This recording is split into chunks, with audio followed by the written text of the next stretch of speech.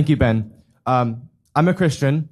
I go to Biola University in La Mirada, California. I want to ask you, as an American Jew, how can you continue to condone the actions of the Israeli government, condoned by the U.S. government, in the Gaza Strip, where over 40,000 people have died, including Palestinians and Israelis, and large numbers of children and civilians? How can you continue to condone those actions? Okay, hold on.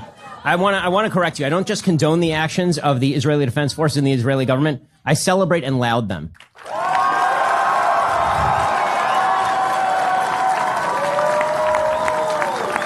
I'm not morally apathetic about what's happening.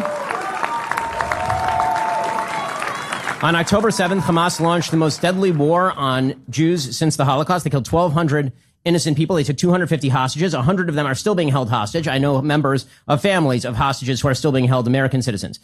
Hamas could end this war today by surrendering. They've chosen not to surrender. Instead, they spent billions of dollars building terror tunnels below civilian areas. It is not incumbent on the Israeli government to surrender just because terrorists are evil enough to hide behind civilians. The Israeli government has gone through such extraordinary efforts not to kill civilians that it has managed the best civilian to terrorist kill ratio in the history of urban warfare, and it is not close.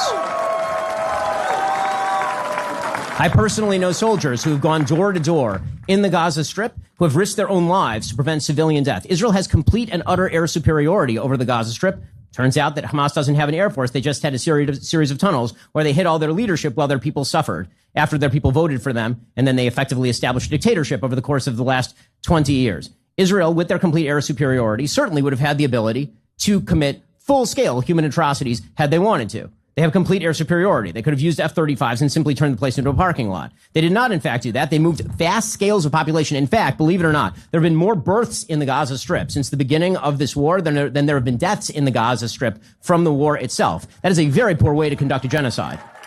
Israel is being more meticulous in the conduct of this war than any army in human history, and certainly than the United States Army in its vast role in the history of urban combat. That is uncontested. What is Israel supposed to do? Simply say that you get to play tag, you take Israeli citizens, you kill 1,200 people, you hide behind a baby, you hide behind a civilian, and now Israel has to preemptively surrender? That is a great way to make sure that terrorists always win. What Israel has done ought to be celebrated by the Western world, because they've demonstrated that if terrorists decide to launch a war they cannot win, they will be eviscerated from the face of the earth, as they ought to be. Do you not want a ceasefire now? I do not want a ceasefire until Hamas is destroyed and all the hostages are back. And you know how that could happen? It could have happened October 6th. There was a ceasefire on October 6th. And then there wasn't a ceasefire starting on October 7th. And there could have been a ceasefire again on October 8th, even after all of the death. If Hamas had surrendered its top leadership to international justice, if it had released all of its hostages, and if it had turned over its rulership of the Gaza Strip to some sort of decent body that wouldn't have reinstalled terrorism at the top of the food chain. I mean, what exactly is the excuse for Hezbollah getting involved in the war? Hezbollah isn't even in Israel. Hezbollah has nothing to do with Israeli territory, and they've been launching 8,000 rockets between October 7th and now. Now it's more like 12,000 or 13,000 rockets, hundreds of them every week. What is the justification for that? There is only one way to defeat terrorism, and that is to win. You do not win wars with ceasefires. You do not win wars by losing.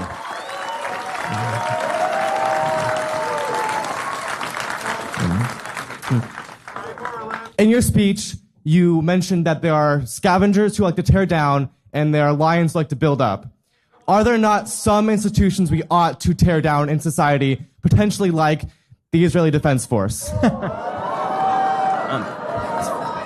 I think it would be an act of the gravest evil to even make that contention, simply because the Israeli Defense Force stands between 7.5 million Jews in Israel and complete slaughter. And by the way, over 2 million Arabs and complete slaughter who are citizens of the state of Israel. The only security and peace in the region right now is being guaranteed by the Israeli military. That is the only force standing between that region and continued chaos. The destruction of the IDF is the destruction of Israel. That means a genocide, a true genocide. The thing that everybody likes to ignore in the Middle East while they're claiming genocide and while they are claiming apartheid is that there's only one area in that specific area that is free of one ethnicity and religion, and it is quote unquote Palestine, which has 0 Jews living in it. If you drive through the West Bank, there are giant red signs if you drive into the Palestinian Authority areas saying Jews are not allowed in here. And if you drive there without the permission of the Israeli government as a Jew, you will be killed. If you're a Palestinian and you accidentally make your way into Israel, nothing will happen to you. You will go back to Nablus in the evening. If you make it through the checkpoint accidentally, you'll go back. And if you're a Jew and you accidentally drive into Ramallah, you will not emerge alive.